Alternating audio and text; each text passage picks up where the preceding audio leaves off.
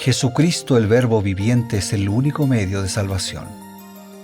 Él es el centro del pensamiento de nuestra vida, la fuente y la autoridad de la doctrina.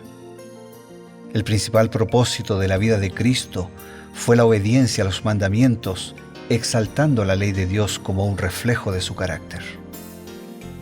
El principal mensaje a ser predicado en el mundo, basado en Apocalipsis 14, está representado por 3 ángeles llevando el Evangelio eterno al mundo entero.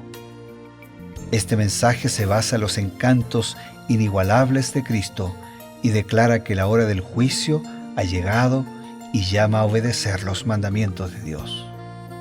Mediante su palabra, Dios ha comunicado a los hombres el conocimiento necesario para la salvación. Las Santas Escrituras deben ser aceptadas como dotadas de autoridad absoluta y como revelación infalible de su voluntad.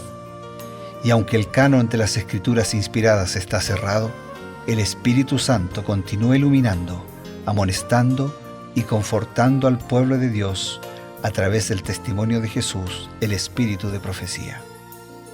El camino a la vida se traza a través de un camino angosto que debe ser recorrido con confianza en las promesas que Dios dejó a hombres y mujeres fieles que dedicaron sus vidas hasta la muerte por el Evangelio eterno.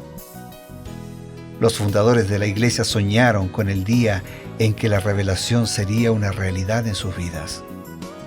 Miraron con los ojos de la fe a aquel día glorioso cuando finalmente la promesa sería cumplida en la venida magistral de Jesucristo a esta tierra para recompensar a cada uno según sea su obra.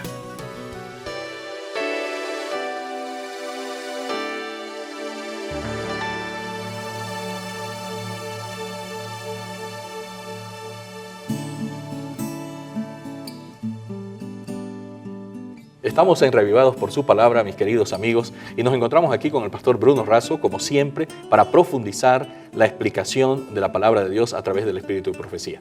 Estamos en el libro de Éxodo, el capítulo 24, ya nos encontramos y tenemos algunos detalles que profundizar y que entender también. Es una alegría siempre compartir con usted, pastor. Gracias, pastor Ever. Para mí también estar contigo y también con todos nuestros amigos, nuestros hermanos, para profundizar y también para tener más claro lo que Dios espera que vivamos. Justamente hablando de buscar claridad, si se da cuenta, en los capítulos previos que ya hemos estado siguiendo, el Señor le mandó a Moisés que subiera solo al monte y allí le otorga la ley, le da la ley y Moisés baja con la ley, se las presenta al pueblo. Pero ahora le pide nuevamente que vuelva a subir, pero esta vez no va solo. Por lo menos hasta cierta parte del monte, el Señor le pide que pudiera volver con un grupo de líderes, acompañado por los líderes. ¿Por qué sucede esto? Muy bien, voy a responder tu pregunta con una declaración del Espíritu de Profecía, escrito de Elena de White, en el libro Patriarcas y Profetas. Y la declaración dice así: ahora se tenían que hacer los arreglos para el establecimiento completo de la nación escogida bajo la soberanía de Jehová como rey. Moisés había recibido el mandato: sube a Jehová tú, Aarón, Nadab y Abiú y 70 de los ancianos de Israel, y os inclinaréis desde lejos. Mas Moisés solo llegará a Jehová. Y mientras el pueblo oraba al pie del monte, estos hombres escogidos fueron llamados al monte. Los 70 ancianos habían de ayudar a Moisés en el gobierno de Israel, y Dios puso sobre ellos su espíritu y los honró con la visión de su poder y grandeza. Ajá. Es importante tener en cuenta lo siguiente.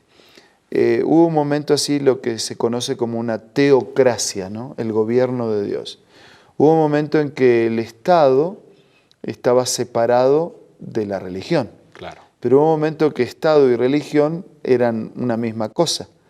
Y entonces Dios era el líder de la religión y también quería ser el líder del gobierno. De hecho, todas las personas y todas las instituciones y todos los gobiernos seríamos mejores si nos someteríamos voluntariamente a las indicaciones y a los principios de Dios.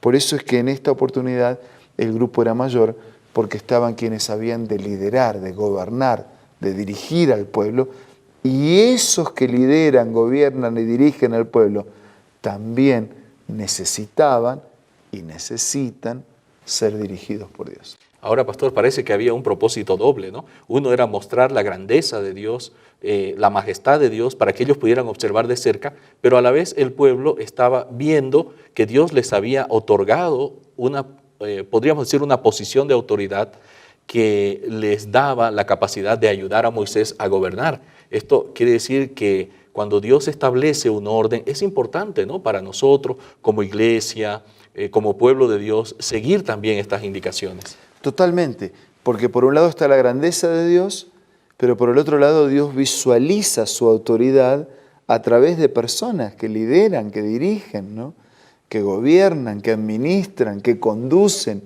desde una familia, los padres, desde una institución educativa, los educadores, y así en toda esfera de acción tenemos líderes, dirigentes que administran, que gobiernan. Dios espera que lo hagamos en su nombre y siguiendo su orientación.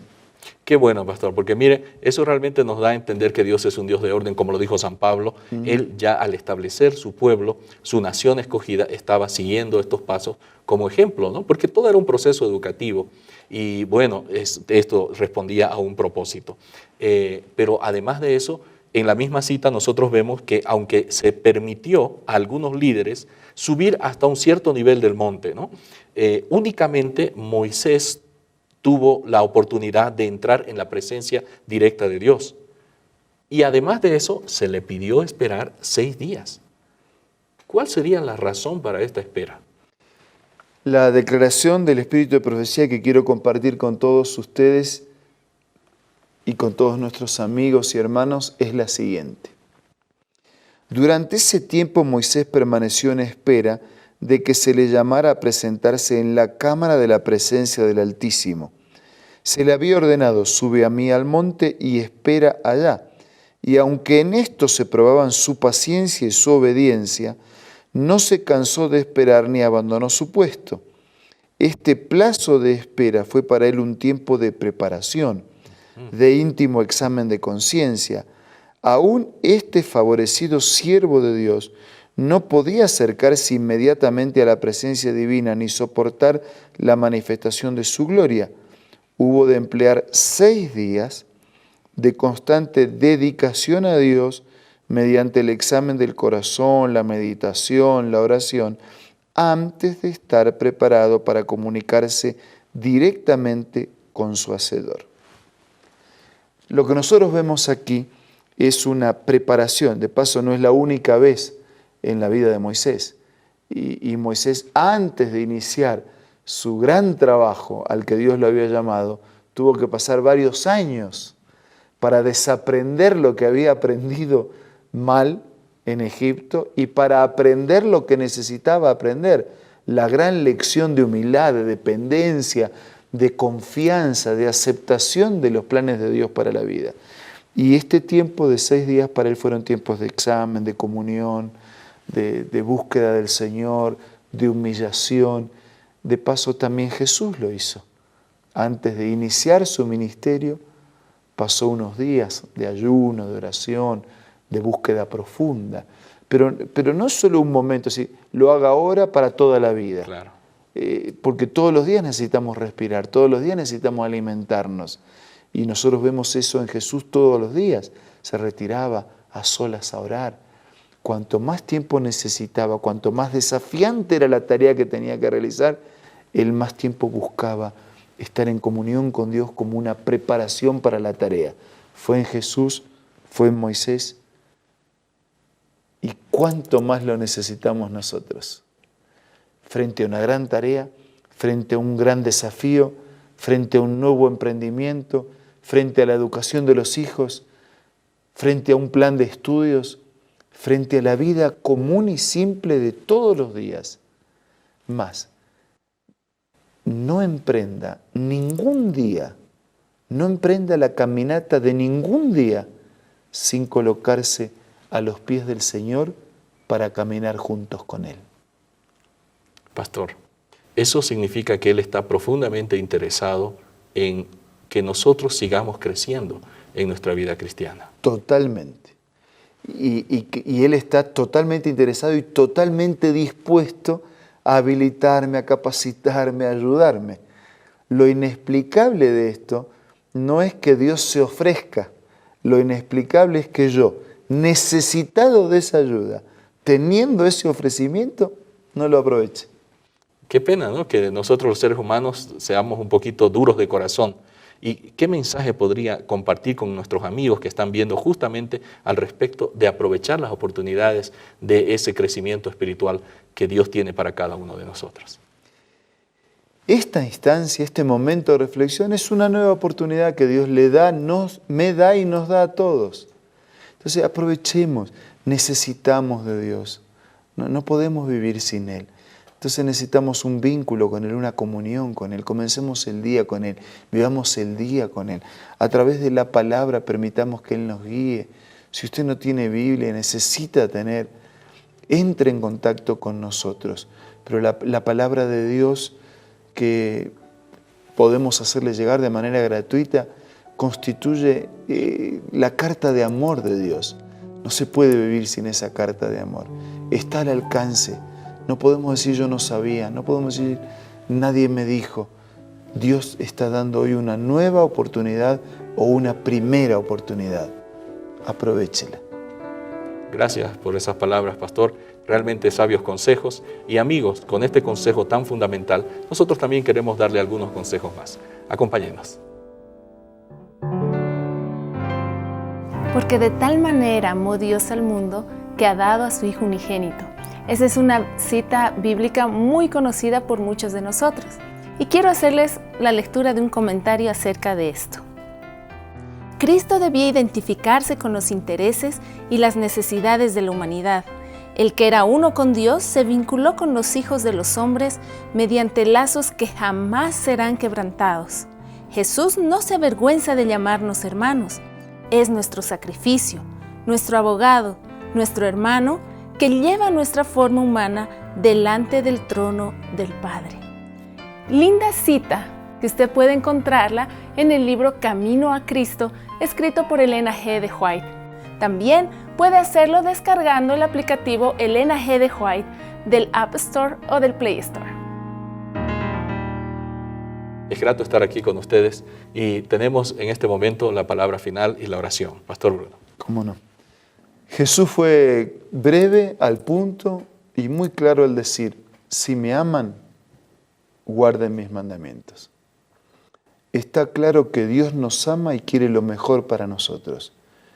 Y sus mandamientos es parte de su amor y respetarlos es evidencia de que aceptamos ese amor, que reconocemos su soberanía y que queremos vivir conforme a su voluntad.